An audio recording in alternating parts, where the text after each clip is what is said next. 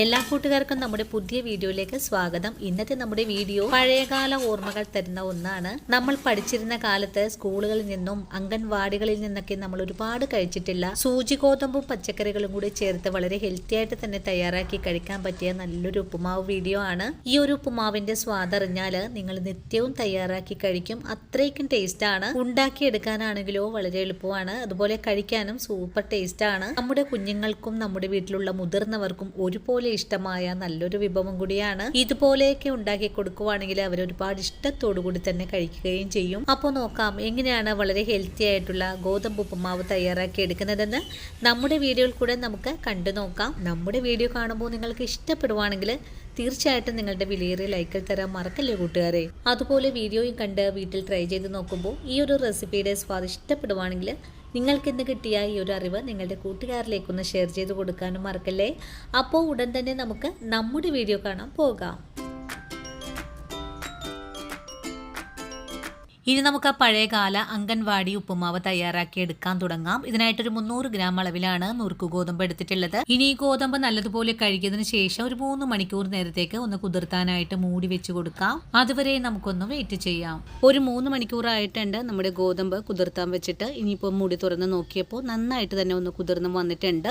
ഇനി നമുക്ക് ഈ വെള്ളത്തിൽ നിന്നും ഗോതമ്പ് ഒന്ന് ഊറ്റി മാറ്റണം. ഗോതമ്പ് ഇതുപോലെ ഒന്ന് വെള്ളം ഊറ്റി വെച്ചിട്ടുണ്ട്. ഇനി നമുക്കിതൊന്ന് വേവിച്ചു കൂടി എടുക്കാം. വെള്ളമെല്ലാം പോയി കഴിഞ്ഞാൽ ഒരു ആവി പാത്രത്തിലേക്ക് ഗോതമ്പ് മാറ്റുവാണ്. ഗോതമ്പ് മുഴുവനും പാത്രത്തിലേക്ക് മാറ്റിക്കഴിഞ്ഞാൽ പിന്നെ നമുക്ക് മൂടി വെച്ച് വേണം ഇതൊന്ന് വേവിച്ചെടുക്കാനായിട്ട്. ഇപ്പോൾ നന്നായിട്ട് തന്നെ ആവി വന്ന് തുടങ്ങിയിട്ടുണ്ട്. ഇനി നമുക്ക് ഫ്ലെയിം സിമ്മിലേക്ക് വെച്ച് കൊടുത്തിട്ട് വേണം ഇതൊന്ന് വേവിച്ചെടുക്കാനായിട്ടും. 2 മിനിറ്റ് നേരം മൂടി വെച്ച് വേവിച്ചു കഴിഞ്ഞാൽ മൂടി തുറന്ന് ഇതുപോലെ ഒന്ന് ഇളക്കി യോജിപ്പിച്ചു കൊടുക്കണം. എല്ലാ ഭാഗവും ഒരുപോലെ വെന്ത് കിട്ടുന്നതിന് വേണ്ടിയിട്ടാണ് ഇതുപോലെ ഇളക്കി യോജിപ്പിച്ചു കൊടുക്കുന്നത്. ഒരു 5 മിനിറ്റ് കൊണ്ട് തന്നെ നമ്മുടെ ഗോതമ്പ് നല്ല പോലെ വെന്ത് വന്നിട്ടുണ്ട്. ഇനി നമുക്കിതൊന്ന് മാറ്റി വെച്ചതിന് ശേഷം ഉപ്പുമാവ് തയ്യാറാക്കാൻ തുടങ്ങാം. ഇതിനായിട്ട് ഞാനിവിടെ കുറച്ച് ചേരുവകളൊക്കെ എടുത്തു വെച്ചിട്ടുണ്ട്. ഒരു സവാള, 2 പച്ചമുളക് കട്ട് ചെയ്തത്, ഒരു പകുതി കഷ്ണം ക്യാരറ്റ്, ഒരു 10 ബീൻസ്, ചെറിയ കഷ്ണം ഇഞ്ചിയും 2 പിടി നാളികേരവും എടുത്തിട്ടുണ്ട്. ഇനി ഒരു ചീൻചട്ടി അടുപ്പിലേക്ക് വെച്ച് കൊടുക്കാം. ചട്ടി ചൂടായി വരുമ്പോൾ നമുക്കിതിലേക്ക് തയ്യാറാക്കാൻ ആവശ്യമായ ഓയിലാണ് ഒഴിച്ചു കൊടുക്കുന്നത്. ഓയിലും ചൂടായി വരുമ്പോൾ നമുക്കിതിലേക്ക് 1 ടീസ്പൂൺ അളവില് കടുക് ചേർക്കാം. കടുക് പൊട്ടിക്കഴിഞ്ഞാൽ ഇതിലേക്ക് കറിവേപ്പില ചേർക്കാം. കറിവേപ്പിലയുടെ കൂടെ തന്നെ വറ്റൽ മുളകും ഇതിന്റെ കൂടെ തന്നെ പൊടിയായി കട്ട് ചെയ്ത് വെച്ചിരിക്കുന്ന ഇഞ്ചി കൂടെ ചേർക്കണം.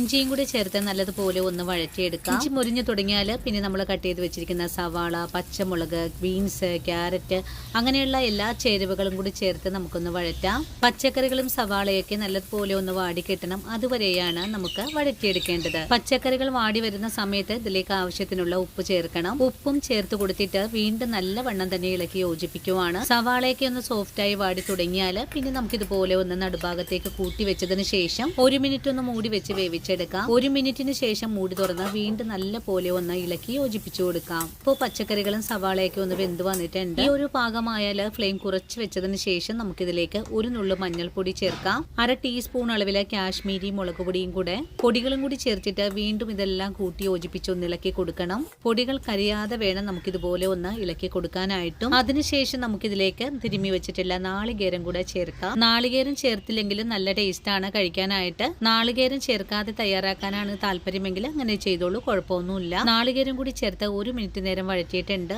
ഈ ഒരു സമയത്ത് ഇതിലേക്ക് നമ്മൾ ആവിയിൽ വേവിച്ച് വെച്ചിരിക്കുന്ന നുറുക്ക് ഗോതമ്പാണ് ചേർത്ത് കൊടുക്കേണ്ടത്. ഗോതമ്പും ചേർത്ത് കൊടുത്തിട്ട് ഇതെല്ലാം കൂട്ടി യോജിപ്പിച്ച് നന്നായിട്ടൊന്ന് ഇളക്കി കൊടുക്കണം. ഇതിലേക്ക് ചേർത്തിട്ടുള്ള ചേരുവകൾ മുഴുവനും തന്നെ ഗോതമ്പിലേക്കൊന്ന് പിടിച്ചു കിട്ടണം. അതുവരെയാണ് നമുക്ക് ഇളക്കി യോജിപ്പിച്ചു കൊടുക്കേണ്ടത്. നല്ല പോലെ ഇളക്കി യോജിപ്പിച്ചതിന് ശേഷം ഇതുപോലെ ഒന്ന് നിരത്തി കൊടുക്കാം. ഇനി ഇതിന്റെ മുകളിലായിട്ട് 1/2 ഗ്ലാസ് ചൂടുവെള്ളം കൂടെ ഒഴിച്ചു കൊടുക്കാം. വെള്ളം ഒഴിച്ചു കൊടുക്കുമ്പോൾ ചൂടുവെള്ളമോ തണുത്ത വെള്ളമോ എന്തായാലും കുഴപ്പമൊന്നുമില്ല. ഇനി ചെറിയ തീയിൽ വെച്ച ഒരു 2 മിനിറ്റ് നേരം കൂടെ ആവിയിൽ വെച്ച് വേവിച്ചെടുക്കാം. ഇടയ്ക്കിടയ്ക്ക് മൂടി തുറന്ന് നന്നായിട്ട് തന്നെ ഒന്ന് ഇളക്കി യോജിപ്പിച്ചു കൊടുക്കാം. ഈ ഒരു സമയത്ത് ഗോതമ്പ് വെന്തിട്ടില്ലെങ്കിൽ കുറച്ചും കൂടെ വെള്ളമൊക്കെ ഒഴിച്ചു കൊടുത്ത് നിങ്ങൾക്ക് ഒന്നും കൂടെ മൂടി വെച്ച് തന്നെ വേവിച്ചെടുക്കാൻ പറ്റുന്നതാണ്. നമ്മുടെ ഗോതമ്പ് നല്ല പോലെ തന്നെ വെന്ത് വന്നിട്ടുണ്ട്. നിങ്ങൾക്ക് ഒന്നുകൂടെ മുരിയിച്ച് കഴിക്കാനാണ് താല്പര്യമെങ്കിൽ ഒന്നുകൂടെ ചട്ടിയിലിട്ട് വരട്ടിയെടുക്കാം. ഞാനിപ്പോൾ ഈ ഒരു രീതിയിൽ നല്ല സോഫ്റ്റ് ആയിട്ട് തന്നെയാണ് തയ്യാറാക്കി എടുത്തിട്ടുള്ളതും. ഒന്നിലൊന്നും മുട്ടാതെയും അധികം കുഴഞ്ഞു പോവാതെയും വളരെ ഹെൽത്തി ആയിട്ട് തന്നെയാണ് നമ്മുടെ ഉപ്പുമാവ് നമ്മളിവിടെ തയ്യാറാക്കി എടുത്തിട്ടുള്ളത്. ഇനി ഫ്ലെയിം ഓഫ് ചെയ്ത് കൊടുത്തതിന് ശേഷം ചൂടോടുകൂടി തന്നെ ഒരു സെർവിംഗ് പ്ലേറ്റിലേക്ക് കൂടെ മാറ്റാവുന്നതാണ്. അപ്പോൾ ഇന്നത്തെ നമ്മുടെ വീഡിയോയും ഇത്രയേ ഉള്ളൂ കൂട്ടുകാരെ. ഈ ഒരു വീഡിയോയും കണ്ടിട്ട് എൻ്റെ കൂട്ടുകാരൊന്ന് ട്രൈ ചെയ്ത് നോക്കണം. ട്രൈ ചെയ്ത് നോക്കുമ്പോൾ നിങ്ങൾക്ക് ഈ റെസിപ്പിയുടെ സ്വാദ് ഇഷ്ടപ്പെടുവാണെങ്കിൽ തീർച്ചയായിട്ടും നമ്മുടെ ചാനൽ ഫോളോ ചെയ്യുന്ന കാര്യം മറന്നു പോകരുത്. അതുപോലെ വീഡിയോയെക്കുറിച്ചുള്ള അഭിപ്രായങ്ങൾ കമൻസായിട്ട് അറിയിക്കാനും മറക്കരുത്. ഇനിയിപ്പോൾ ആദ്യമായിട്ട് നമ്മുടെ വീഡിയോസ് കാണുന്ന കൂട്ടുകാർ ആരെങ്കിലും ഉണ്ടെങ്കിൽ ചാനൽ ഫോളോ ചെയ്ത് നമ്മുടെ ഫാമിലിയിലെ മെമ്പറാകാനും മറക്കല്ലേ. അപ്പോൾ ഇനിയും ഇതുപോലുള്ള നല്ല നല്ല വീഡിയോസൊക്കെ ആയിട്ട് ഞാൻ നാളെ ഓടിയെത്താം. അതുവരെയും വീഡിയോ കണ്ട് സപ്പോർട്ട് ചെയ്ത എൻ്റെ എല്ലാ കൂട്ടുകാരോടും ഇനിയും കാണാനിരിക്കുന്ന എൻ്റെ പ്രിയ കൂട്ടുകാരോടും ഒത്തിരി നന്ദി സ്നേഹമൊക്കെ അറിയിച്ചുകൊണ്ട് അടുത്ത വീഡിയോയിൽ കണ്ടുമുട്ടാം. അതുവരെയും സ്നേഹത്തിൻ്റെ ഭാഷയിൽ വീണ്ടും കാണാം.